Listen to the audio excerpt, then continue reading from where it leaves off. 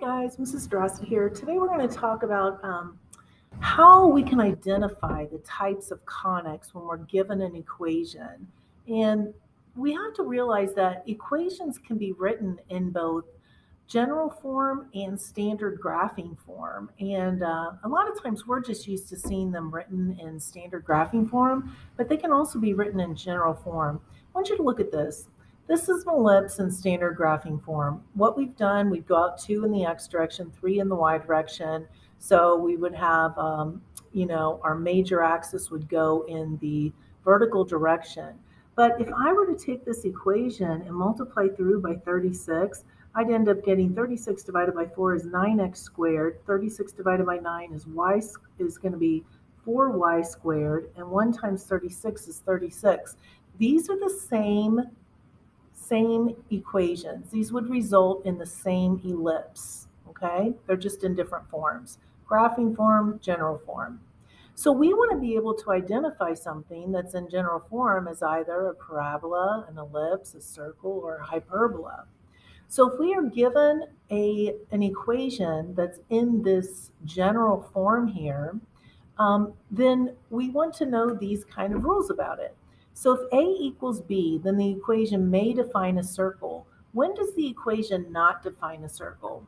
Well, it really doesn't have anything to do with much except for what we end up getting it equal to over here. I want you to take a look at Desmos, where I'll have some of these graphed here. So we've just got a standard circle. If, that would be a radius of 2. But what if I change this to 0? What do we end up getting? Then it's just a point, isn't it?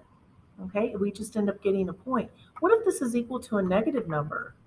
Well, we don't get anything then, because it's impossible for a value squared plus a value squared to give us a negative numbers. That is absolutely impossible to have happen.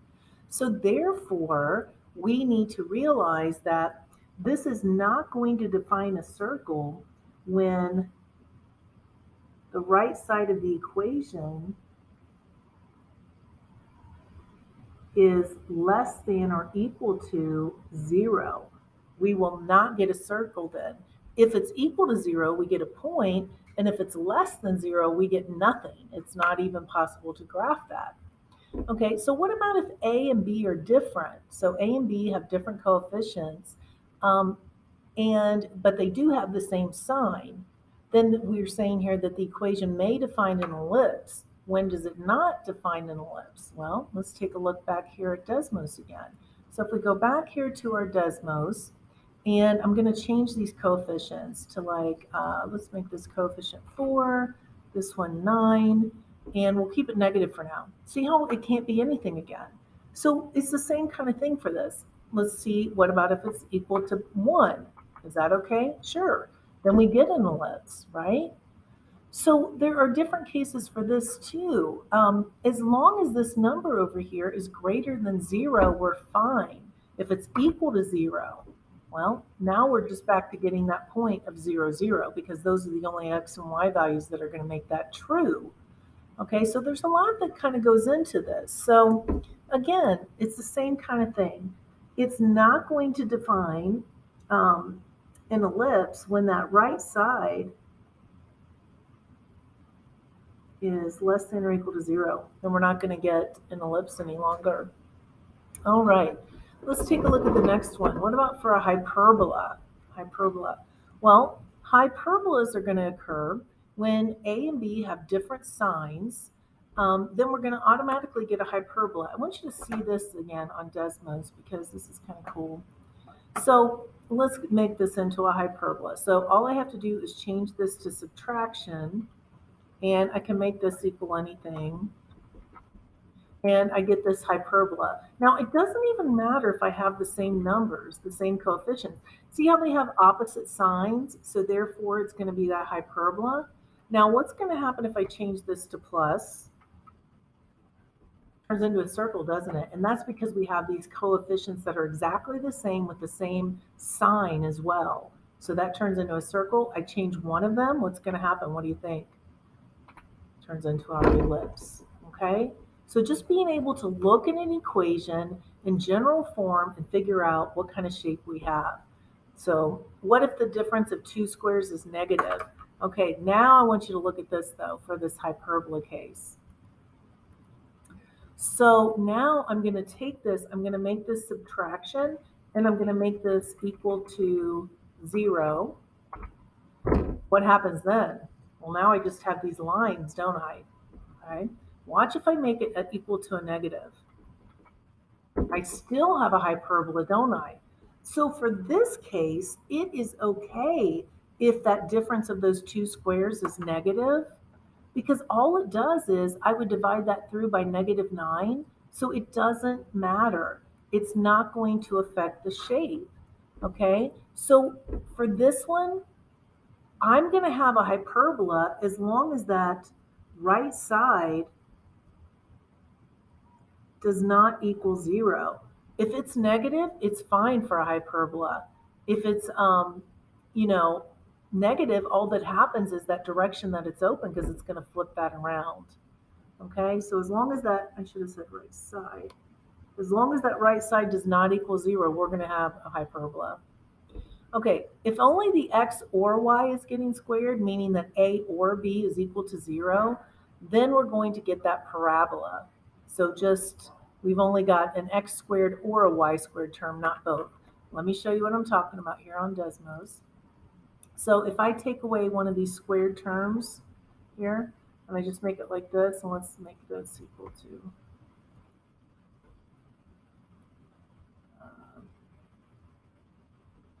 see how that turns into a parabola?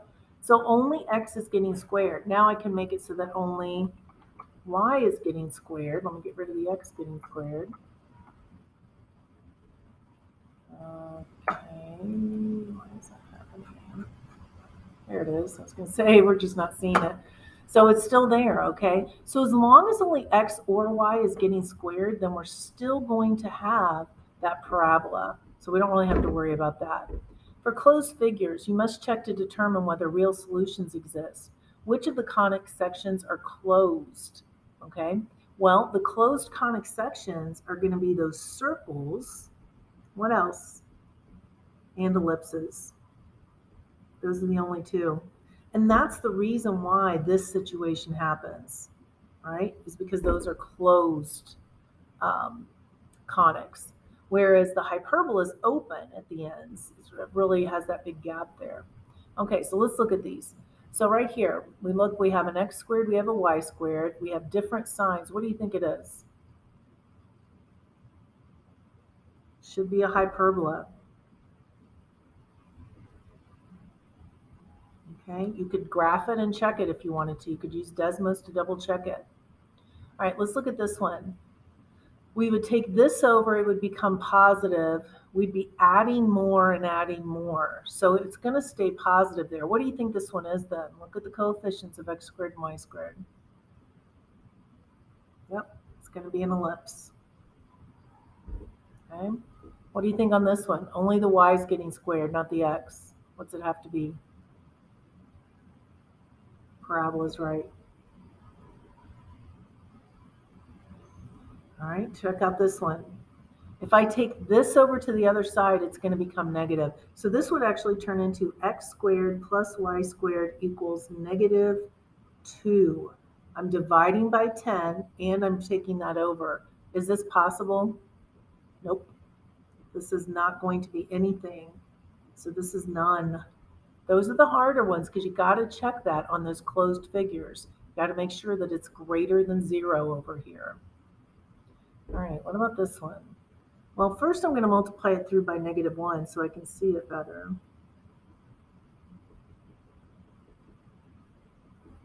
Okay, I might need to complete the square on this one. Here's why, because I've got x squared plus 6x plus y squared plus 4y. If I take this over, it's -12. Right now it's negative, but if I were to complete the square, I'm going to be adding some more to this side. If I take half of this and square it, I get +9. Take half of this and square it, I get +4. So I really added on 13. So now what do you think this is going to be? This is the same equation, just a different form. What do you think? It's going to be a circle. So sometimes it's necessary to do that to figure it out. All right, let's look at this one. We got half in the x direction, 3 in the y direction. So those coefficients are different, but they're both the same sign. That's okay because that's greater than 0. What do you think it is? An ellipse. It's a closed figure, and that answer over there is greater than 0, so we're good. Okay, what about this one? It looks like it's an ellipse, but it's equal to a negative, so what's it going to be? It's none, is it? All right, look at this one. This is subtraction, and it's equal to a negative. Is that okay? Can I make this so that it's positive? What would I do? Multiply by a negative, right? So this would now become a negative term. This would become a positive term, and this would become positive. Well, now all I have to do is rearrange it. Is this okay to have?